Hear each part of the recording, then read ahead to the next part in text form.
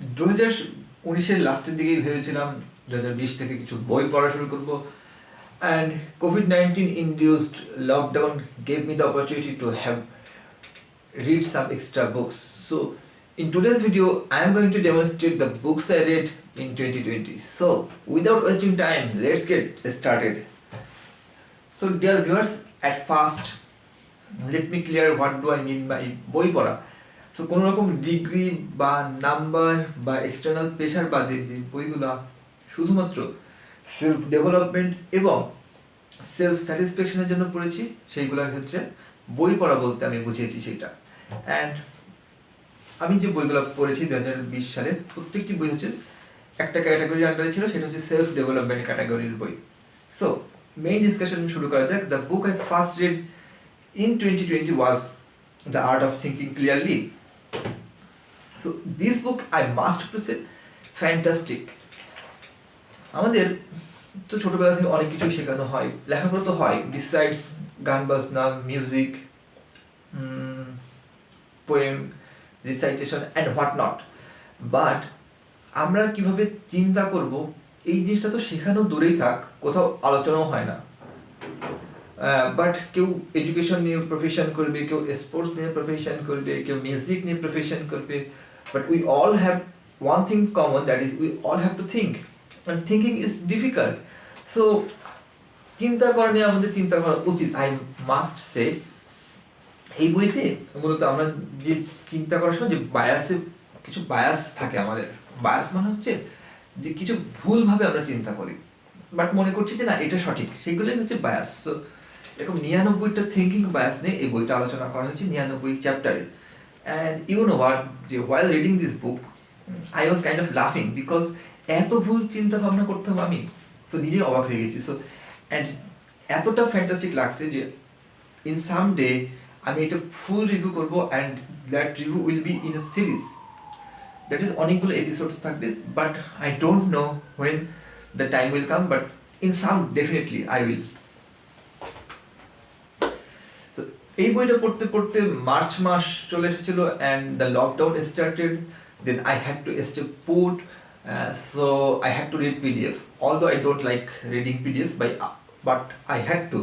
So এই বইগুলো আমার ফিজিক্যাল মানে আই মিন হার্ড কপি নাই, সো মুখেই বলছি। So next one is who moved my cheese, এটা বিগিনারদের জন্য এক্সট্রিমলি রিকমেন্ডেড ছিল, সেই জন্য আমি পড়েছিলাম। সো অ্যান্ড এইটা maybe 73 page book if I am not wrong. So এই বইতে দুইটা ইঁদুর আর দুইটা ইঁদুরের কথা বলা রয়েছে। কি হয়, দুইটা ইঁদুর খুব আর্লি তাদের চেঞ্জটাকে অ্যাডাপ্ট করতে পারে, চেঞ্জকে আইডেন্টিফাই করতে পারে, দেন অ্যাডাপ্ট করতে পারে। আর অন্য দুইটা ইঁদুর তারা চেঞ্জকে আইডেন্টিফাই করতে চায় না এবং অ্যাডাপ্টেশনও তারা চায় না। সো এই বইটা mainly how to deal with change নিয়ে বই।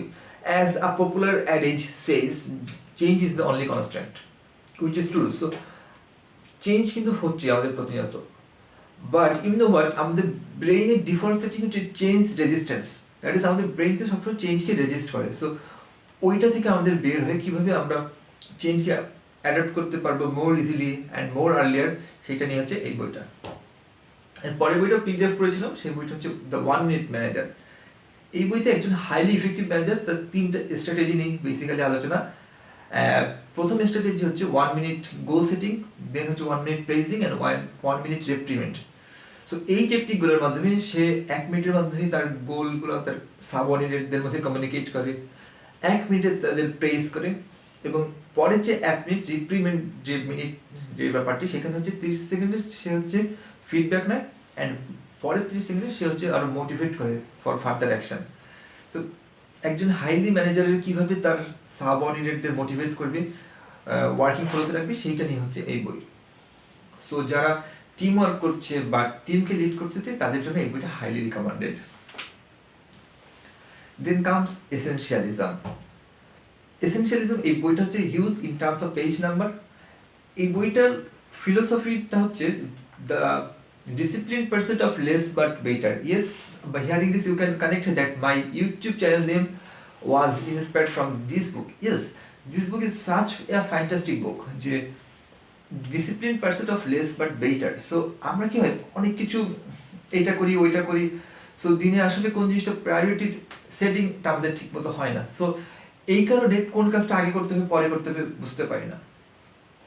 এইখানে লেখক ডিফারেন্ট চ্যাপ্টারে আমাদের কীভাবে আমাদের পার্সোনাল প্রোডাক্টিভিটি ইনক্রিজ করতে পারবো সেটা নিয়ে বলেছে। পাশাপাশি আমরা এসেনশিয়াল আর নন এসেনশিয়াল ওয়ার্ক এটা যদি আলাদা করতে পারি তাহলে কিন্তু আমাদের কাজ করা অনেক ইজি হয়ে যায়।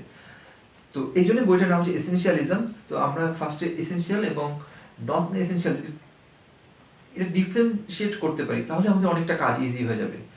And as I earlier said, discipline pursuit of less but better এই বইটার মেইন ফিলোসফি। এই বইটার মতো আরেকটা বই হচ্ছে eat that frog 21 ways to stop procrastination and get more done in less time. এই দুইটা বই mainly discusses about personal efficiency or personal productivity. এই বইটা এক্সট্রিমলি ভালো লাগছে, এই জন্য আমি পিডিএফও পড়ছি, পরে হার্ড কপি ম্যানেজ করছি। এই বইটা হচ্ছে 21টা চ্যাপ্টার আছে। এই বইয়ের ফ্যান্টাস্টিক বিষয় হচ্ছে this book is extremely precise, no long discussion, just to the point. So কীভাবে আমরা আমাদের প্রোক্রাস্টিনেশন বাদ দিয়ে আমরা আরও প্রোডাক্টিভ হতে পারবো সেইটা। এই বইটার একটা ফিলোসফির মেইন ফিলোসফি হচ্ছে ইট the ugliest and largest frog first, which is used in metaphoric sense or in figurative sense. That is, এই ফ্রগ বলতে এখানে মূলত আমাদের যে সবথেকে কঠিন এবং সবথেকে ইম্পর্টেন্ট কাজ সেইটাকে বোঝানো হচ্ছে। সো দিনের শুরুতে যদি আমরা আমাদের সবথেকে ইম্পর্টেন্ট অ্যান্ড সবথেকে ডিফিকাল্ট কাজটা করে ফেলি তাহলে কিন্তু অন্য কাজগুলো অনেক ইজি হয়ে যায়। But we actually do the opposite thing, that is যে ছোটোখাটো কম গুরুত্বপূর্ণ কাজগুলো করে মেইন কাজটাকে আমরা সামহাউ প্রোক্রাস্টিনেট করে রাখি। সো কীভাবে আমরা আরও প্রোডাক্টিভ হতে পারবো সেইটা নিয়ে মূলত এই বইটা। দেন কাজ যে বইটা একটু নাম নিয়ে একটু প্রবলেম আছে, বাট স্টিল ফ্যান্টাস্টিক বুক। আচ্ছা, এই বইটা এর পরের বইটা, এই দুইটা বই আবার সেলফ ডেভেলপমেন্ট ক্যাটাগরির মধ্যে থাকা সত্ত্বেও একটু ডিফারেন্ট। পরে বলছি কেন different. The subtle art of not giving a duck, yes, এই বইটা ফ্যান্টাস্টিক বিকজ সাধারণত কি হয় সেলফ ডেভেলপমেন্ট ক্যাটাগরির বইগুলোতে একটা গাইডলাইন প্রোভাইড করা থাকে, কিছু সাজেশন দেওয়া থাকে, which is extremely helpful to us. But এই বইতে এরকম সাজেশন নেই। এই বইতে আসলে আমাদের শেখায় যে how to deal with problem. লাইফে প্রবলেম থাকবে, সাধারণত ভাবি যে এইটা হলে প্রবলেম চলে যাবে, ওইটা আসলে প্রবলেম চলে যাবে, ওইখানে গেলে প্রবলেম চলে যাবে। আসলে প্রবলেম লাইফ থেকে কখনো যাবে না। সো এই বইতে শেখানো হয় কীভাবে আপনি লাইফে প্রবলেম নিয়ে থাকবেন, বাট প্রবলেমের সাথে থেকে আপনি আপনার লাইফকে ইজিলি মেনটেন করতে পারবেন। সো যারা মনে করছেন my life is in deep shit, তাদের জন্য এই বইটি হাইলি রিকমেন্ডেড। আর আরেকটা বই যেটা আছে আউটলায়ার্স, এটা এক্সট্রিমলি ফ্যান্টাস্টিক এবং এক্সট্রিমলি ডিফারেন্ট। এই বইটাও কোনো সাজেশন নেই। এই বইতে লেখা আছে the story of success. Success নিয়ে আমাদের সমাজে কিছু মিথস আছে। Say for example successful people highly hardworking হয় বা পারসিস্টেন্ট থাকে, এক্সেট্রা এক্সেট্রা। বাট এই বইতে Malcolm Gladwell the writer, and I must say যে ম্যালকম গ্ল্যাডওয়েল কিন্তু এই সেলফ ডেভেলপমেন্ট ক্যাটাগরির বইয়ের একজন প্রমিনেন্ট রাইটার। হি সেজ যে যারা সাকসেসফুল হয় তারা নট নেসেসারি সবসময় হার্ডওয়ার্কিং হয়, কারণ অ্যাকর্ডিং টু দ্য রাইটার কিছু কিছু সাকসেসফুল পিপল তারা যে সালে জন্মগ্রহণ করেছে, ইভেন যে মাসে জন্মগ্রহণ করেছে, যে পরিবেশে জন্মগ্রহণ করেছে, বা যে এনভায়রনমেন্টে পার্টিকুলার টাইমে যে জন্মগ্রহণ করেছে, এইটার কারণে তারা কিছু সুযোগ হয়তো পায়, which they neither achieve not deserve, but by chance they have got those opportunities. So এবং সেই অপরচুনিটিগুলোর কারণে কিন্তু একটা হিউজ ডিফারেন্স তৈরি হয়েছে।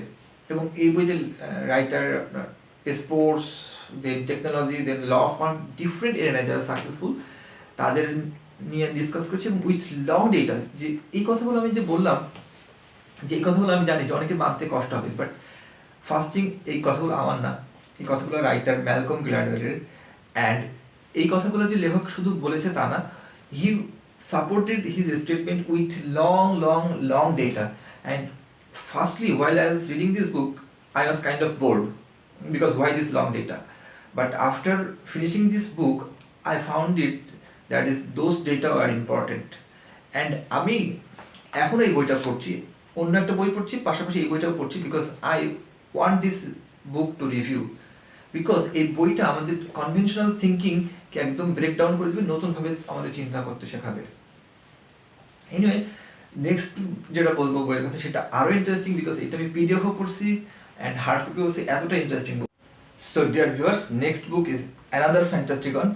এবং এই বইটা ফ্যান্টাস্টিক বিকজ অফ যাদের আসলে বই পড়ার হ্যাবিট নেই তারাও এই বইটা পড়ে বা অ্যাটলিস্ট নাম জানে।